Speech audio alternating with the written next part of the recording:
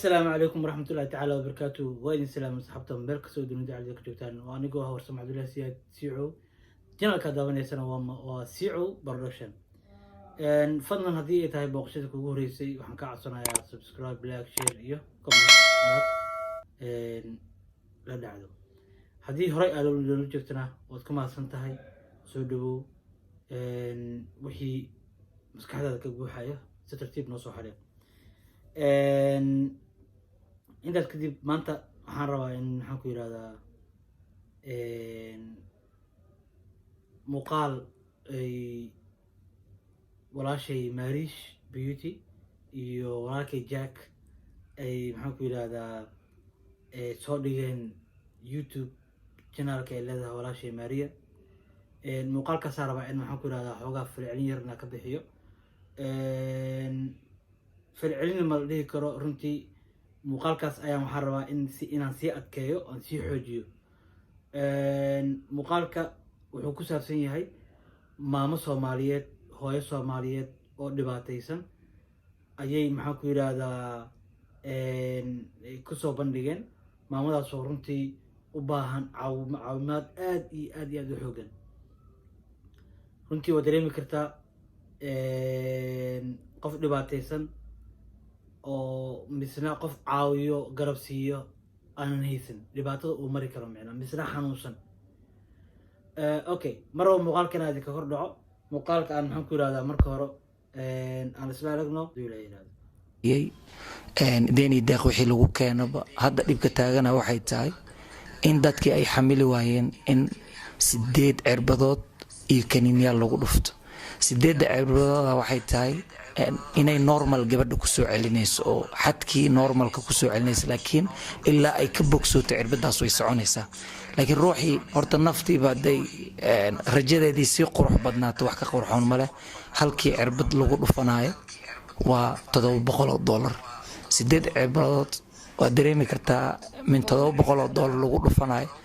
ruux maalin walba laxaw meel ay ka hayso haddana cirbad lagu dhufanayo inta uu adkeysanaa haddana qarashkii hadduu sii waayo niyajab waayo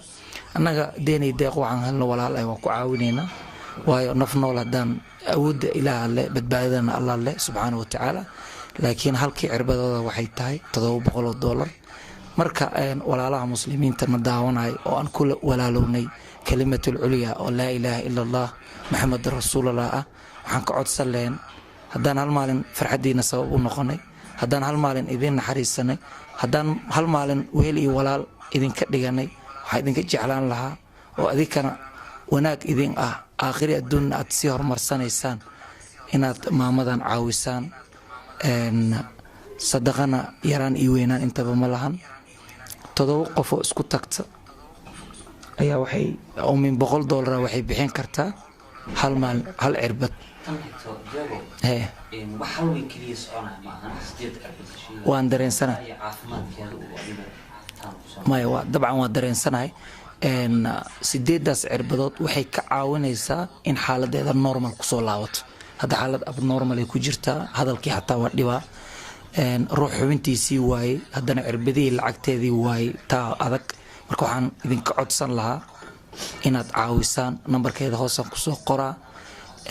maama isku dayi kartaa inaad heshid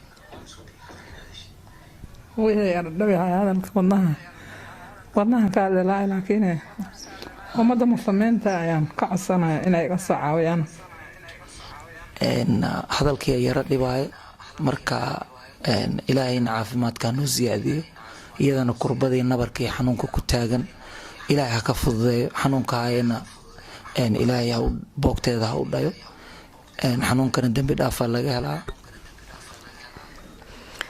midda kaloo jirta waxay tahay maamadan ilmo ma dhalin waa keligeed qof maanta shaqaysan karana ma aha qof oo dhinaciisa dhulka yaalo waaye soo waxaa idinka codsanaynaa insha allah inaad caawin doontiin dawooyinkaas intay uga dhammaanayaan intay xaaladeeda caafimaad ay normal kusoo noqonayso insha allah sadaqadana ma aha wax weyn inaad bixisid wax yaroo aad bixisid laga yaabaa inay meel u buuxiso marka insha allah nambarkeeda waa idiin soo qoraynaa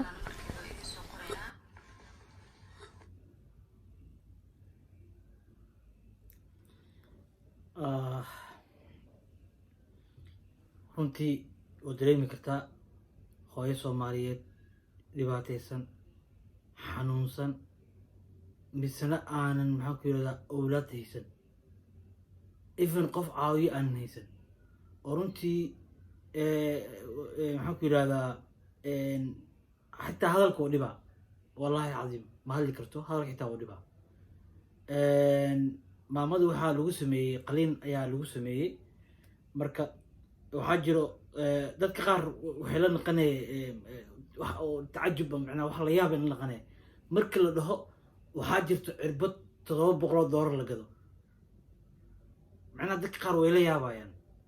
waxay leeyihin dadkan macnaha filmiya wataan iska dhaaf Kenya iska dhaaf Soomaaliya especially waxaa aniga xaadir aan u ahaa aan u taagnaa anigoo isbitaal Digfeer kula jiro aabahay qolka aabahay oo ku jiray ayaa waxaa lasoo seexiyey aaba kale Soomaalida xanuunsan oo laga keenay dhankaas iyo waxaan ku yiraahdaa doolo laga keenay oo meelahaas wax lagu soo qabo waayo wallaahi adi cirbada $700 ka hadlaysaa waxaa la dhahay ninkan mashiin oo waxaa jiro wax lagu siinaayo daawooyinka lagu siinaayo mashiinkaas intaa loo suraa mashiinkaas keliya wuxuu joogaa $3,000 wallaahi $3,000 sidoo kale cirbado $700 mid $1,000 waa qasab in lagu dhuftaa la dhahay 24 saac gudahood haddii lacagahaas aa kusoo shubi weysiinna waa la bixaysiin wallaahi oo bilaahi oo tallaahi aniga xaadir u ahaa oo goobjoog u ahaa marka dadka qaar macnaha waxay macnaha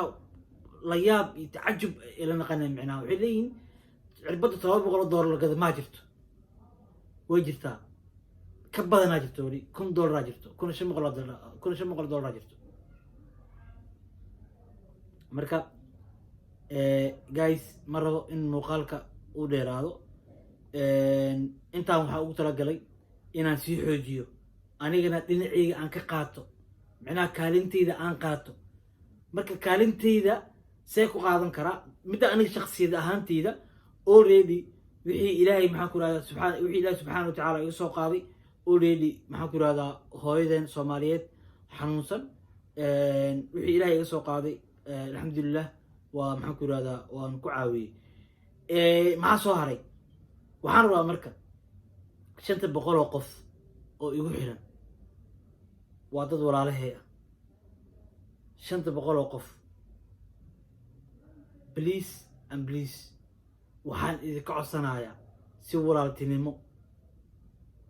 Soomaalinimo islaamnimo bini'aadanimo ay ku dheehan tahay waxaan idinkaga codsanayaa in maamada Soomaaliyeed ee xanuunsan oo dhibaataysan ee xanuun dartiis xitaa aan la hadli karin fadlan aan caawino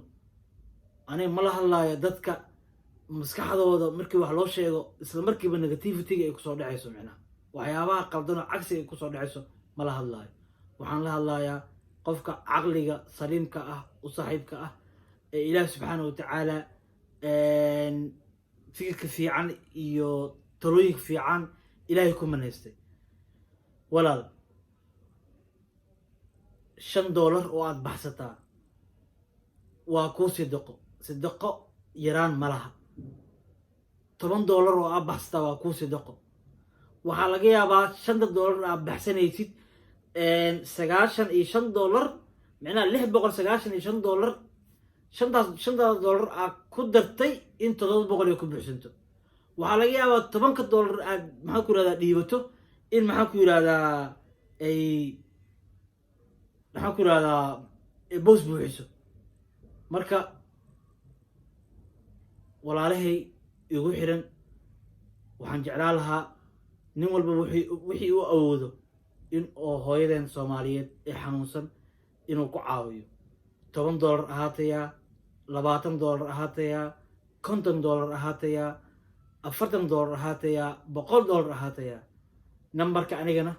inta ayaan subxaan ku yirahdaa soo saari doonaa hadduu Ilaahay subxaana wa tacaala ka raali noqdo guys muuqaalka waxaan jeclahay inaan intaas kusoo gabagabeeyo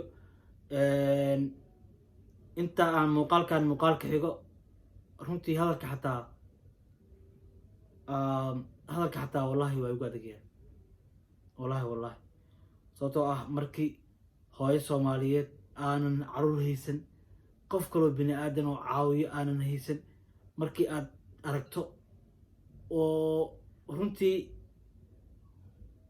isku meelna aadan joogin way adag tahay dabcan anaga bini aadan aan nahay qof walbo bini aadan oo damiir leh uu ka damqanaya marka walaalahii Soomaaliyeed waxaan idinka codsanayaa in hooyadan Soomaaliyeed inaan caawino runtii wallahi xanuun dartiis xitaa ma hadli karto marka please waxaan idinka codsanayaa in aan hooyadan Soomaaliyeed inaan caawino in hooyadan aan caawino nin walba waxaa ka soo qaadaa hooyada inay tahay ka soo qaad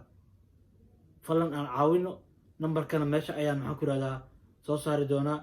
inta muuqaalka xigo aan ku kalbi doono waxaan idinkaga tegayaa asalaamu calaykum waraxmatullaahi tacaala wabarakaatuhu peace and love